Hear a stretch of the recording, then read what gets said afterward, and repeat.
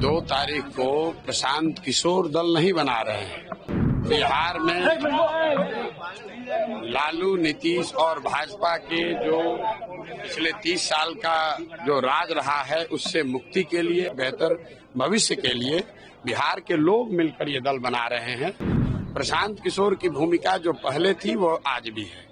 यहाँ 1 करोड़ बिहार के लोग मिलकर दल बना रहे हैं, वो पहली ऐसी घटना होगी और 2 तारीख को आप उसको देखेंगे। बिहार में विकल्प न होने की वजह से लोग अब गलत नेताओं को भी मजबूरी में वोट देते रहे। वो वोट उनको नहीं है, यहाँ का मुस्लिम समाज है, वो लालटेन को और लालू जी को पसंद करके वोट देता है, ऐसी बात नहीं है। वो सिर्फ और सिर्फ भाजपा के डर से उनको वोट देता है। 2 तारीख को प्रशांत किशोर दल नहीं बना रहे हैं। 2 तारीख को बिहार के 1 करोड़ लोग एक साथ आकर अपने बच्चों के बेहतर भविष्य के लिए बिहार में लालू, नीतीश और भाजपा के जो पिछले 30 साल का जो राज रहा है उससे मुक्ति के लिए, अपने बच्चों के पढ़ाई के लिए, उनके रोजगार के लिए, पलायन को रोकने के लिए, एक बेहतर भविष्य के लिए बिहार के लोग मिलकर ये दल बना रहे हैं। प्रशांत किशोर की भूमिका जो पहले थी वो आज भी है।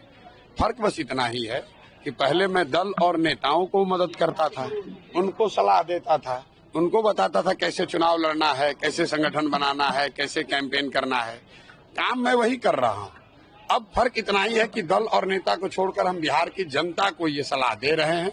और जो आप देख रहे हैं, अभी 28 तारीख को यहाँ बैठक हुई, आज बैठक है और ऐसी 7 बैठकें होंगी जो 1.5 लाख से ज्यादा लोग जो इसमें सक्रिय भूमिका में हैं, या यूथ क्लब चला रहे हैं, संगठन चला रहे हैं, वो लोग जुटेंगे, बैठेंगे और 2 तारीख को सब मिलकर 1 करोड़ सदस्यों के साथ इस दल की नींव रखी जाएगी, जो अपने आप में इस देश के इतिहास में पहली ऐसी घटना होगी जब दल बनने से पहले, दल बनाने के बाद लोग जुटा ले वो अलग बात है, यहाँ 1 करोड़ बिहार के लोग मिलकर दल बना रहे हैं, वो पहली ऐसी घटना होगी और 2 तारीख को आप उसको देखेंगे। बिहार में पहले से पॉलिटिकल डोमिनेंस वाली पार्टियां है सर, आप कितना कॉन्फिडेंट है कि 25 में आप लोग जीत कर आएंगे, जैसे कि आप बोल रहे हैं? ऐसा है कि जनता के सामने कौन है, जन बल के आगे कोई बल है नहीं।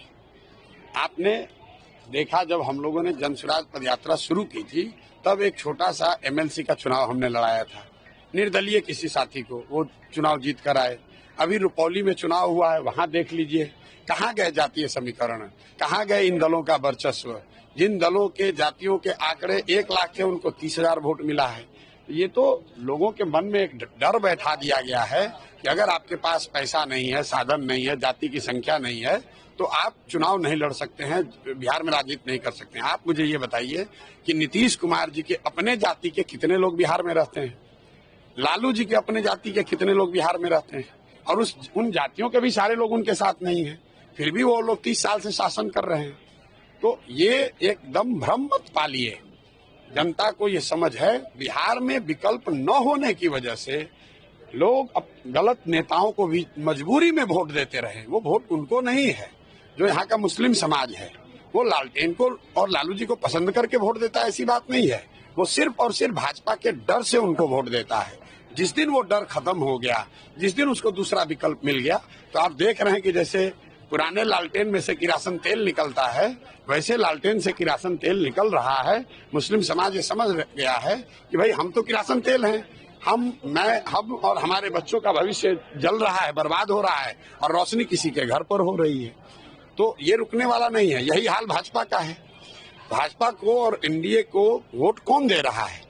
जितने लोग उनके पक्ष के वोट देने वाले हैं, उससे ज्यादा वो लोग हैं जो लालू जी के डर से उनको वोट देते हैं। आप पत्रकार हैं, आपको इसकी बात ज्यादा बेहतर समझ है। बीजेपी को आज नेता नहीं मिला और मुझे ऐसा लगता है कि ये जो राजनीतिक बंधुआ मजदूरी, जो ये दोनों फॉर्मेशन, एनडीए और राजद के लोग जो 30 वर्ष से बिहार की जनता के मजबूरी का फायदा उठाते रहे हैं, आप देखेंगे कि अब जनता एकदम उसको तोड़कर निकलेगी और 2025 में बिहार में जनता का राज बनेगा।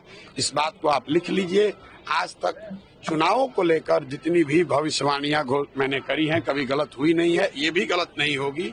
और यहाँ हम खाली सर्वे नहीं कर रहे हैं, 2 बरस से गांव-गांव चल भी रहे हैं। तो जो भी भगवान ने मुझे शक्ति बुद्धि दी है, जो मैं देख समझ पा रहा हूँ,